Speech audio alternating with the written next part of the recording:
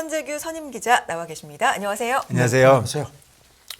기자님, 그 우크라이나 젤렌스키 대통령이 인도 모디 총리하고 통화를 한 것 같습니다. 인도가 내년에 G20 의장국이거든요. 아, 예. 젤렌스키 대통령이 그저께 모디 총리하고 통화를 하면서 이제 발표 나온 걸 보면요, 좀 러시아하고 협상을 할 수 있도록 좀 중재를 해달라고 요청을 했다고 그렇게 본인이 밝혔습니다. 그 지난달에 그 젤렌스키는 그 G20에 대해서 그 자기가 그 10개항 종전 플랜을 이제 내놓은 게 있는데 그걸 좀 채택해 달라고 또 요청을 한 적도 있고요. 사실 근데 그 조건이 상당히 까다롭습니다. 인도 정부도 어제 성명을 냈습니다. 그러면서 모디 총리가 이렇게 이제 통화를 하면서 내년에 이제 G20 의장국이 되면 어떤 걸 제일 먼저 하겠다는 걸 얘기를 하면서 우크라이나 전쟁 빨리 중단돼야 된다는 점도 얘기를 했다.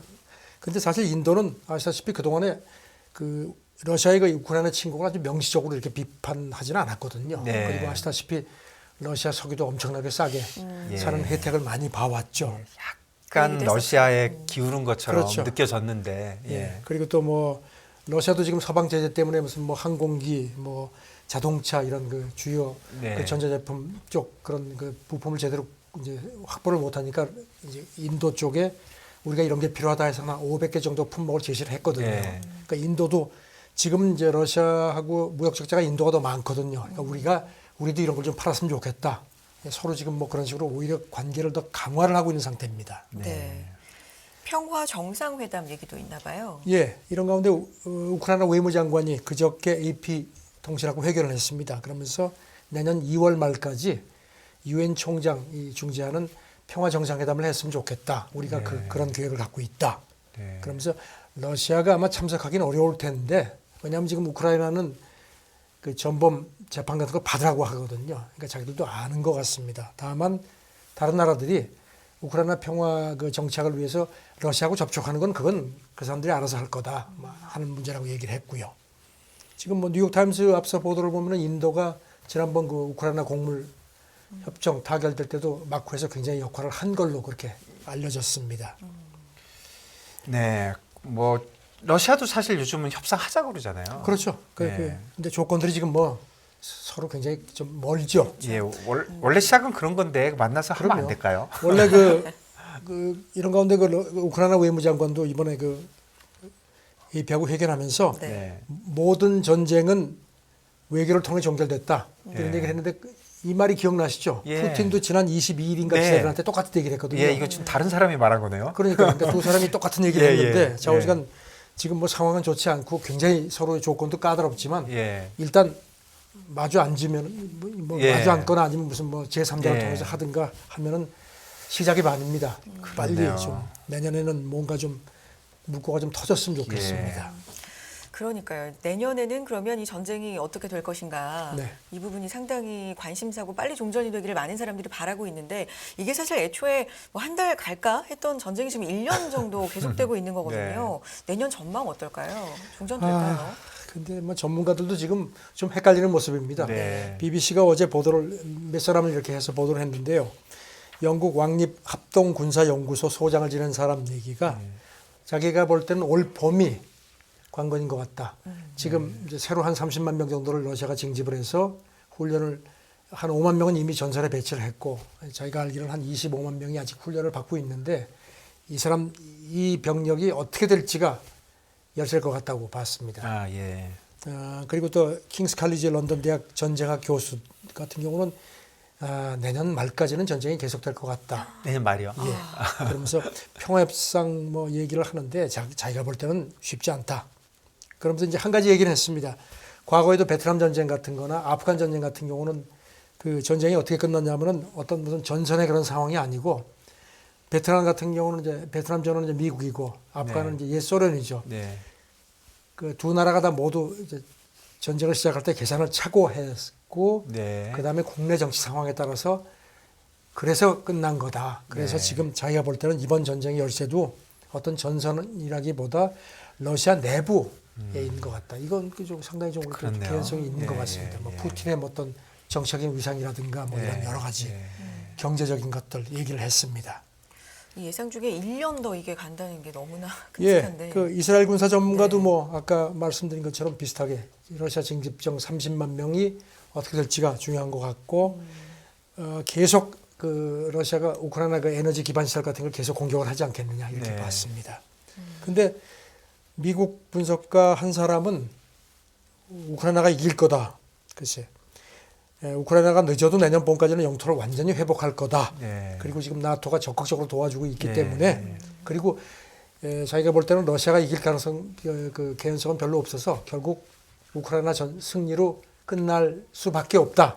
근데 이게 글쎄 이 사람 주장인데 모르겠습니다. 근데 저는 뭐가 승리고 뭐가 패배인지도 모르겠어요. 저도 그 생각이 가요. 예. 지금 뭐 어떻게 되면 승리하는 전쟁에서 겁니까? 이긴다는 게 무슨 예. 뭐 권투하듯이 해가지고 예. 이것도 아니고 지금 뭐 심판 있는 것도 아니고. 그렇죠. 예.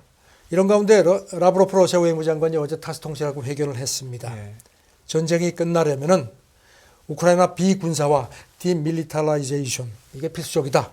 그리고 또 우크라이나 탈나치화 이걸 또 얘기했습니다. 그러니까 우크라이나가 절대로 앞으로는 러시아에 대해서 무슨 뭐 이렇게 군사적 위협을 할 수 없도록 해야 되는 게 필수적이다. 그게 만약에 안 되면은 우리가 그렇게 되도록 하겠다. 그게 되겠습니까? 우크라이나가 지금 러시아한테 이런 공격을 당했는데 아, 참. 예, 군사를 다 없앤다? 예. 어른들 싸움이 더 골치 아픕니다. 예. 애들 같으면 그냥 진짜 뭐 그냥 뭐 이렇게 해가지고 할 텐데 이건 그렇죠. 그냥 아유 좀 어쨌든 지긋지긋합니다. 예, 협상을 좀 했으면 좋겠습니다. 네. 네. 독일 얘기 좀 해주시죠. 재생에너지 관련돼서. 독일이 뭐 지금 그 러시아 특히 가스 네. 이제 뭐 때문에 아주 엄청나게 네. 힘들었는데 그 독일 부총리 하베크 부총리 이 사람은 이제 경제기후 보호 장관도 겸하고 있는데 네. 뭐 만족스럽지는 않지만 그래도 우리가 나름 어떤 좀 이런 표현을 썼습니다. 눈물의 골짜기에선 빠져나왔다. 그러면서 이제 올해 이런 그 재생에너지 쪽에 독일이 많이 이제 LNG도 도입하면서도 재생에너지에 대한 그런 법적 기반을 많이 만들었거든요. 예. 그래서 우리가 나름 진척을 봤다. 그래서 이런 표현을 썼습니다. 아직 끝난 건 아니지만 크고 작은 나사를 조이고 브레이크를 풀었다. 뭐 이런 표현도 썼습니다. 네, 독일식 네. 표현인가 보네요. 그렇습니다. 일단 독일은 2030년까지 사용할 수 있는 전력 그 발전의 에너지 재생에너지 비중을 한 80%까지 높이는 게 목표인데 네. 지금 관계 당국 쪽 분석을 보면요. 올해 재생에너지 발전 비중이 47%. 네. 작년보다 한 5% 포인트 늘어난 네. 걸로 되어 있습니다. 예. 이게 꽤 그래도 나름 그렇네요. 괄목할 만한 예, 거라고 예. 지적이 됩니다. 반면에 워낙 급하다 보니까 석탄 발전 비중도 오히려 조금 올라갔습니다. 네, 그때 뭐 석탄도 그냥 하겠다고 네, 계속 그랬잖아요. 지금 뭐 이거는 뭐 네. 어쩔 수가 없는 것 예, 같습니다. 예. 그리고 독일 같은 경우는 지금 뭐 특히 그 풍력 발전 쪽에 관심을 많이 갖고 있는데요. 16개 주정부가 풍력 발전에 할당하는 토지 비율을 이제 그동안에 0.8%였는데 2.0%로 대폭 높였습니다. 그래가지고 올해도 좀 풍력 발전 그 발전에서 차지하는 비중이 좀 올라갔는데 이 하베크 부총리 얘기는 기후 위기 목표를 적용하기 위해서는 아직도 부족하다 이런 얘기를 했습니다. 그러면서 하지만 이렇게 지역들하고 이렇게 풍력 발전에서 생기는 이익을 공유하는 식으로 하면은 효율성을 높일 수 있다 하는데 자전 독일은 이런 위기를 어떤 그 네. 클린 에너지 쪽으로 가는 식의 어떤 네. 그런 좀 전향적인 쪽으로 가고 있습니다. 그러네요. 에너지 위기가 독일에 확실하게 예. 왔는데 독일 사람들이 이런 거를 좀 독일 사람들은 참 이런 거 뭔가 좀 이렇게 뭐 좀 이렇게 좀 참고 뭐 절제하고 이런 거, 이런 그런 거 게 있는 것 같습니다. 잘하는 것 같아요. 이건 참 다른 나라들한테도 뭔가 좀 이렇게 배워야- 좀 예. 모범이 되는 것 같습니다. 예. 2030년까지 재생에너지 비중을 80%까지 높인다는 제가 볼 때는 수치상으로 좀 높아 보이는데 어쨌든 이걸 향해서 법률까지 개정하고 어쨌든 자우전 네. 원전 많은 나라들이 지금 원전 쪽으로 이렇게 막 기우는데 네. 독일은 그건 확실하게 손을 긋고 있습니다. 네. 그 점도 차별화가 됩니다. 네. 네. 그렇네요. 다음 얘기 좀 해볼게요. 네. 일본 얘기인데 사할린 2 프로젝트 이 얘기도 간간히 나오잖아요. 네. 지난주엔가 말씀하셨죠. 제가 예. 뭐 해가지고선 뭐 일본이 그 3대 보험사에 대해서 러시아 뭐 러자 들어가는 데는 해상 보험 주지도 말라고 그래서 그러니까 자기 거 자기가 이제 안 주는 업계도 예. 뭐 알겠습니다. 뭐 정부가 하라는데 예. 그랬는데 지금 로이터가 그 일본 통산성 고위 관리 이 얘기를 그러니까 이건 뭐 거의 뭐 일본 정부의 공식 입장인 것 예. 같습니다. 보도를 한 걸 보면요. 사할린 2 프로젝트에서 수입되는 액화 천연가스는 예외다. 네. 예외를 좀 해달라고 보험업계에 부탁을 했고 보험업계도 예 알겠습니다. 그렇게 하기로 한 것 같습니다. 예. 지금 뭐 보면은 네. 일본 정부 이 관리 얘기는 안정적인 LNG 확보는 이거 지금 이 정부의 최우선 과제다. 네. 그래서 이런 측면에서 보험업계 협조를 요청한 거다. 이렇게 네. 얘기했습니다. 지금 지난번에 말씀드렸지만 사할린 1도 그렇고 2도 그렇고 푸틴이 지금 서방 제재에 반발해가지고 그 뭐죠 지분 그거 싹 다 그냥 갈았죠. 조정을 했는데 일본이 다시 들어간 거죠. 일본은 다시 뭐 예. 영국이나 이런 데는 빠졌는데 일본은 예. 우리는 그냥 남습니다. 하겠다. 예. 가지고 지금 사할린 2 프로젝트에서 일본 그 나오는 LNG가 일본이 수입하는 LNG 한 9%니까 이게 적은 비율이 아닙니다. 네. 그래서 지금 이런 식으로 한다는 건데 그 대신 지금 뭐 소식통들 얘기를 보면은 그래도 우크라이나 상공 비행하고 그다음에 흑해를 통과하는 해운에 대한 해운 서비스는 일본 보험업계가 주지 않는다. 그렇게 되어 있습니다. 네. 그렇겠네요. 뭐 저번에 저희가 얘기한 대로 자기네 나라 거는 줘야 글쎄요, 되겠죠. 예. 그걸 안 하면 앞뒤가 좀 안 그리고 조금 전에 그 오늘 새벽에 러시아 쪽에서 발표가 나왔는데요. 네. 그 푸틴이 그동안에 뭐 칼 갈았지 않습니까? 네. 뭐 유가상한제 예, 드디어 예. 내놨는데 네. 근데 뭐 좀 생각보다는 그렇게 강하지가 않네요. 내년 2월 1일부터 러시아 유가 상한제를 적용하는 국가에 대해서는 원유하고 석유 제품을 주지 않는다. 그 대신 5개월간 그 시한을 정했습니다. 네. 그 다음에 푸틴 대통령이 이거는 도저히 불가피하다고 하면은 이거를 예외할 수 있는 권한도 부여를 했는데 사실 이게 포인트 같습니다. 그러니까 네. 마음에 들면은 주고 마음에 안 들면 근데 결국은 비즈니스입니다. 예, 지금 러시아도 그렇고 서방도 그렇고 별로 하고 싶지 않은 것 같아요. 그러니까 저 꼭 그런 것 같아요. 예. 프로레슬링에서 보면 막 그냥 예. 엎어치고 막 사실 진짜로 하면 다 죽는데 예. 막 와 하는데 예. 그런 약간의 쇼를 보는 예. 것 같은 느낌도 듭니다. 서로 다 보여주기. 충격이 네. 너무 크니까. 어쨌든지 프로레슬링 이런 쇼를 보면서 사람들은 즐기거든요. 그러니까 시장에서는 어떻게 볼지 모르겠습니다. 예. 예, 그리고 이 얘기도 좀 해주시죠. 일본에서는 이제 중국발 그 입국자를 이제 좀 제재를 하는 쪽으로 뭐 그런 쪽입니까? 이게 지금 예. 중국이 1월 8일부터 이제 뭐 자기들 들어오는 사람들 뭐 아예 안 한다는 오히려 거잖아요. 풀어줬잖아요. 지금. 그리고서 뭐 지금 뭐 여권도 뭐 네. 이제 발급한다는 얘기, 일반 여권도 예. 이렇게 나오니까 이제 당장 이제 우리도 지금 이게 보통 문제가 아닙니다. 그렇죠. 이제 네. 중국 사람들이 막 들어오게 생겼는데 예. 사실 중국 사람들이 지금 뭐 굉장히 그 코로나에 막 완전 무방비 상태로 노출되어 그렇죠. 있는 상태나 예. 다름없지 예. 않습니까? 그러니까 일본 언론이 어제 보도한 걸 보면은 내일 모레부터 중국에서 들어오는 모든 사람은 코로나 검사를 하겠다. 지난 10월부터는 그 풀었거든요. 네. 그런데 중국은 다시 하겠다. 그러면서 중국에서 출발해서 바로 들어오는 사람하고 7일 이내에 중국에 있었던 사람, 방문한 이력이 있는 사람은 와서 신속 항원 검사를 받고 만약에 양성 판정이 되면은 유전자 혹시 변이가 어떨지 모르니까 유전자 검사도 별도로 받아야 된다는 겁니다. 네, 이게 묘한 상황이 드네요. 그리고 또 일주일간 격리, 예. 의무 격리를 시킨다고. 그러니까 중국은 격리를 풀었는데 일본은 격리를 다시 시키는 예, 걸로 되어 중국은 있습니다. 풀고 일본은 다시. 일본은 닫고. 중국에서 오면 그런 네, 거죠. 그렇죠. 그렇죠. 우리는 아직 아무 얘기 없죠. 우리도 보니까 정부에서 그 예. 표적 그 체크를 하는 거를 검토를 하는 모양입니다. 예. 중국에서 온 사람들에 대해서는. 교도통신 보도를 보면요, 지금 일본도 아직도 만만치가 않습니다. 어제 일본에서 코로나 사망자가 438명, 그러니까 네. 처음으로 400명을 넘었다는 겁니다. 일본도 최근에 하루 한 20만 명 정도 네. 신규 확진이라고 하니까 이런 상황인데 이제 중국에서 막 몰려 들어오면 이건 이제 보통 문제가 아닌 거죠. 일본이 그냥 하루 확진자만 보면 우리보다 심각하네요. 그렇죠. 예. 그런 셈이죠. 예. 근데 이제 뭐 일본도 그렇고 우리도 그렇고 뭐 유럽도 그렇고 이제 면역력이 상당히 높은 상태이긴 하죠. 예. 그런데 이제 문제는 변이입니다. 예, 네. 변이. 지금 변이가 지금 어떤 변이가 들어올지 모르니까 그렇죠. 이제 그래서 이렇게 일본도 바짝 긴장을 하는 것 같습니다. 예, 네. 일본보다 중국에 우리가 더 가까이 있는데 걱정이 됩니다. 그렇죠. 네. 중국이 정말 몇 년을 갇혀 있다 풀리는 거잖아요. 그래서 그렇죠. 해외여행 검색도 엄청나다고 하고. 그래가지고 지금 뭐 네. 아까도 말씀드렸지만 그동안에 이 중국 사람들은 일반 여권 발급이 굉장히 제한됐었거든요. 네. 그러니까 해외에 뭐 관광을 간다거나 친구나 친지 만나러 가는 건 일반 사람들은 엄두도 못 냈거든요. 아주 극히 그 뭐 관용이라든가 아니면 뭐 비즈니스 같은 경우만 아주 엄격하게 제한적으로 했는데 지금 중국 국가인민국이 어제 홈페이지에 올렸습니다. 내년 1월 8일부터 이제 그때부터는 중국에 들어오는 입국자들 시설 격리 안 한다고 했거든요. 네. 그거하고 동시에 점진적으로 일반 여권 발급을 풀겠다 밝혔습니다. 그러면서 이제 해외 관광을 가거나 친구 친지 방문을 위한 일본 여권 그걸 이제 발급을 질서 있게 회복시키겠다 이렇게 밝혔습니다. 예.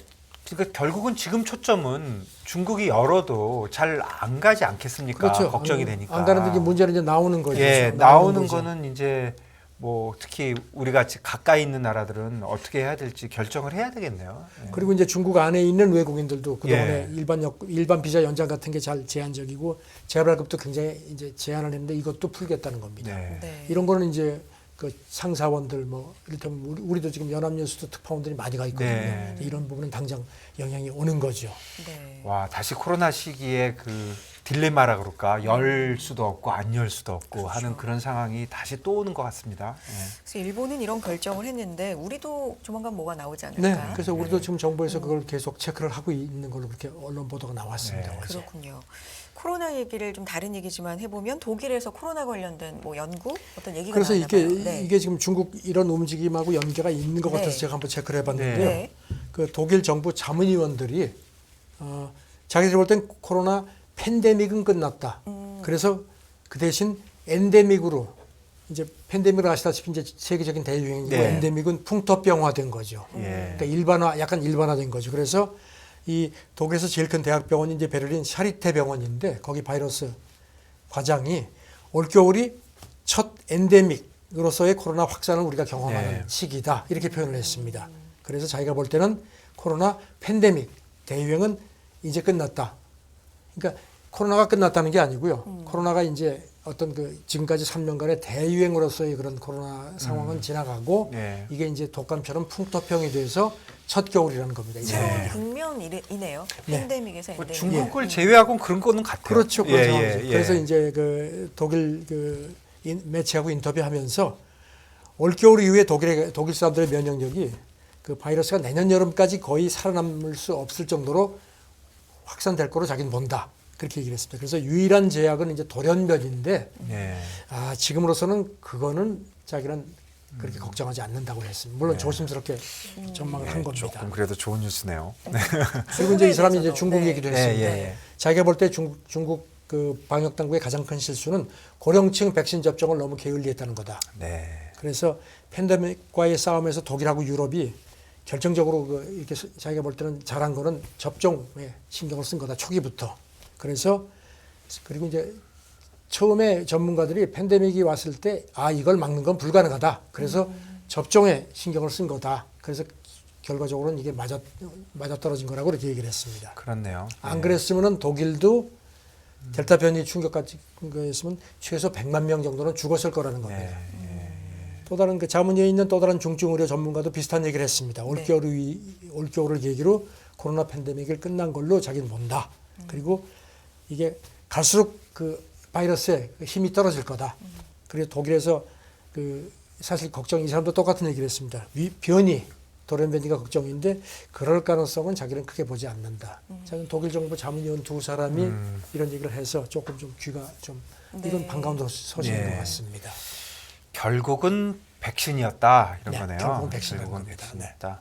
지금 중국이 저렇게 애를 먹는 것도 중국도 뭐 자기들 백신 그렇죠. 많이 놨는데 그 백신 자체의 효율성이 지금 떨어지고 특히 오미크론 변이에 대해서는 속수무책인 상황이나 그렇죠. 다름없기 때문에 저런 거라는 게 전문가들 지적이죠. 그렇네요. 중국의 백신도 이제 전 세계적으로 서방이 만들었으니까 중국 백신도 조금 이렇게 더 좋아지지 않을까요? 글쎄요, 지금 뭐 계속 하는데 네. 저는 결국은 답은 백신이었던 것 같습니다. 예, 그렇네요. 결국엔. 자, 다른 얘기 좀 네. 한번 해볼까요? 이 뉴스는 되게 뭐 재밌다고 그래야 될까? 아니면 뭐 충격적이라 그럴까? 글쎄요. 중국을 보는 정서가 우리나라가 제일 나쁘다 이런 얘기입니까? 제일이에요? 예, 오. 제일인 것 같은데. 가장 지금 이게요. 그 미국 외교 전문 매체 디플로맷이 네. 지난 24일 날 나온 그 연구, 국제 연구를 이제 인용을 해서 전했는데 네. 이 연구가 뭔가 하면은 그 2020년부터 올해까지 전 세계 56개국 주민 한 8만 명을 대상으로 해서 이제 쭉 이렇게 아주 광범위한 연구를 이제 조사를 했다는 게 있는데 시노폰 보더랜드 프로젝트라는 건데 네. 그 일부로다가 최근에 지난 4월부터 6월까지 우리나라 성인 한 400여 명 정도를 대상으로 조사한 결과를 이제 이렇게 내놨습니다. 네. 내놨는데 한국인 응답자 가운데 중국을 아주 싫어하는 비율, 뭐 부정적이다, 아주 매우 부정적이다는 비율이 81%로 나타났다는 겁니다. 그래서 이제 그 다른 지역하고 비교를 했는데 네. 두 번째로 나쁜 데가 스위스인데 네. 거기도 72%고 일본 같은 경우가 세 번째로 나빴다는 겁니다. 근데 거기도 69%니까 우리가 훨씬 더 높은 걸로 가장 네. 높은 걸로 돼 있고요. 그리고 이제 디플로맷 그 지적은요. 2015년에 네. 미국 그 여론조사 기관 퓨 리서치에서도 비슷한 조사를 했는데 그 당시에 중국을 부정적으로 보는 한국인의 비율이 37%였다는 겁니다. 네. 그러니까 몇 년 사이에 엄청나게 한국 사람들의 그 반중 정서가 네. 커졌다. 이렇게 디플로맷이 지적을 했습니다. 이유가 있겠죠. 7년 사이 30%대에서 그러니까요. 80%대로. 그래서 이 디플로맷 분석은 이렇게 반중 정서가 강해진 데는 몇 가지 이유가 있는 것 같은데 네. 가장 큰 거는 자기들이 체크를 해보니까 미세먼지다. 네. 그래서 그 이번 조사에서도 가장 부정적인 부분으로 그 한국 사람들이 지적한 부분이 글로벌 자연 환경에 대한 중국 그 영향이었다. 이렇게 지적을 했습니다. 네. 워낙 고통을 좀 많이 예, 받으니까. 그다음에 이제 중국 네. 기술에 대해서도 굉장히 부정적인 비율이 한국 사람들이 높았고, 그다음에 이게 중국 아주 뭐 싫다 그러면서 이제 중국하면 어떤 게 떠오릅니까 이렇게 물어보니까 가장 많았던 게 코로나19, 그다음에 역사 왜곡, 더럽다, 가짜다. 네. 이런 그 단어들이 그 예. 가장 많이 연상을 예. 했다는 겁니다. 뭐 여러 가지 조사 중에 이게 좀 극단적이 아닌가 하는 생각이 좀 들긴 글쎄요. 하네요. 그리고 예. 이제 연령대도 예. 분석을 해봤더니 20대, 30대의 반중 정서가 가장 강했다. 그리고 또 조금 눈에 띄는 거는요. 경제적으로 조금 여유로울수록 반중 정서가 좀 약하게 나타났다. 네. 이렇게 분석을 했습니다. 그런데 언뜻 보면은 1,300명 정도면 사실 그렇게 대광범위한 조사가 좀 그렇죠. 아니잖아요. 그렇죠. 그럴 수도 예, 있죠. 너무 표본상이었던 예, 문제가 너무 이거를 믿기에는 조금 좀 심하다 그런 생각도 저는 좀 듭니다. 예. 맞습니다. 근데 이유를 보면은 이런 것들이 있긴 있지. 예, 이런 그럼요. 생각도 예, 들고요. 예. 네. 최근에 뭐 코로나도 그랬고 여러 가지 어려움이 미세먼지. 있었지만 네. 그래도 우리가 제일 나쁘다 이렇게 단정적으로 저희 얘기하기에는 스위스가 72% 부정적인 비율인데 우리가 그거보다도 한 거의 10% 맞아요. 높으니까요. 네. 일본보다도 우리가 훨씬 높고요. 네. 그런 거는 조금 좀 이게 뭐 어떤 의미가 있나 예. 좀 되새겨볼 만도 한 예, 것 같습니다. 예. 표면이 너무 작을 수도 있다 그런 생각이 네, 듭니다. 표면이 예. 좀 그럴 수도 네. 있고요. 다음 얘기 가보면 연구팀이 내놓은 도쿄대학교 연구팀이 내놓은 건데 갓 태어난 아기가 팔다리를 흔드는 이유가 있다. 이유가 뭐래요? 자우장 이거는 네. 일단 그 아기가 막 팔다리 흔드는 그 네네. 모습을 상상하면서 했는데 너무 기분은 좋습니다. 너무 귀여워요. 너무 귀엽네요. 네. 그게 이제 지금 이 도쿄대학 연구팀이 네. 이제 네. 해가지고 이제 미국 그 국립과학원 최신 회보에다가 네. 이제 논문을 실었는데요. 네. 좀 어렵긴 한데요. 저도 이거 막 공부를 많이 했습니다. 애기가 막 그냥 하면 막 그냥 바당바당 되잖아요. 네. 근데 그게 그냥 무작위로 그러는 것 같은데 네. 사실은 뭔가 이런 게 있다는 겁니다. 패턴이. 네. 이 연구팀 얘기는. 예, 예. 그래서 이게 일종의 아이들이 어떤 탐사를 한다는 겁니다. 그래서 근육하고 어떤 이런 거에 어떤 그런 그 감각 운동계의 발달을 만드는 어떤 의미에서는 약간 의도적인 그 어떤 그런 행동인 것 같다는 겁니다. 뭔가 체크해보는 건가 네. 보네요. 그러니까 예. 이제 그 동안에는 이제 감각 운동의 발달이다 이런 표현을 썼는데요. 그 동안에는 관절이나 뭐 이렇게 근육 활동 쪽에만 이렇게 초점을 해서 이제 그 연구를 했는데 이번에는 전체 몸에 대한 감각 임적 신호 쪽에 초점을 맞춰서 연구를 해봤더니 네. 이렇게 그 대상이 이제 태어난 지 열흘이 채 안 된 신생아 12명하고 이제 생후 3개월 아기 10명. 사실 표본이 많지는 않습니다. 네. 그랬는데 이렇게 보니까 얘들이 확실히 뭔가 그 어떤 그런 그 이렇게 버둥버둥 되는 게 그냥 무조건 막 이렇게 하는 게 아닌 것 같더라는 겁니다. 예. 그래서 이거를 표현을 배회적 행동이다. 뭐 어렵습니다. 대외적. 감각 운동 배회라고 이 예, 연구팀을 명명을 해서 예, 예. 이렇게 이 아이들이 이런 걸 아기들이 통해 가지고 어떤 그 근육의 상호작용 양식 같은 걸 발달시키고 그래서 이게 나중에 이제 그 아이들이 조금 더 성장했을 때 어떤 순차적인 행동에 영향을 주는 것 같다. 네. 좀 이해가 되십니까? 저는 얘기 그냥 너무 안 되면 발다리를 움직이는 거는 몸통을 못 움직이기 때문에 움직이는 거라 근데 애들 생각만 해도 기분이 좋네요. 맞아요. 그러니까 이 연구를 주도한 박사 얘기가요. 예. 아기가 탐구적 행동 또는 호기심을 바탕으로 예. 감각운동계를 발달시킨다는 점이 확인됐다. 그러면서 이 아기가 똑같은 행동을 반복할 뿐만 아니라 다양한 행동도 시도하는 것 같다. 네. 그 다음에 또 감각운동 배회를 통해서 전체적인 몸의 조율되는 움직임도 증가하는 걸로 자기들은 판단을 한다.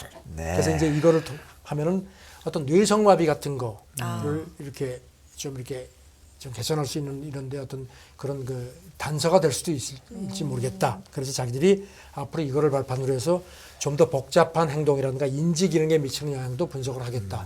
근데 참 어렵긴 한데 저는 아기가 말씀하신 것처럼 파등파등은 그 자체만 생각해도 너무 즐겁습니다. 예, 너무 즐겁습니다.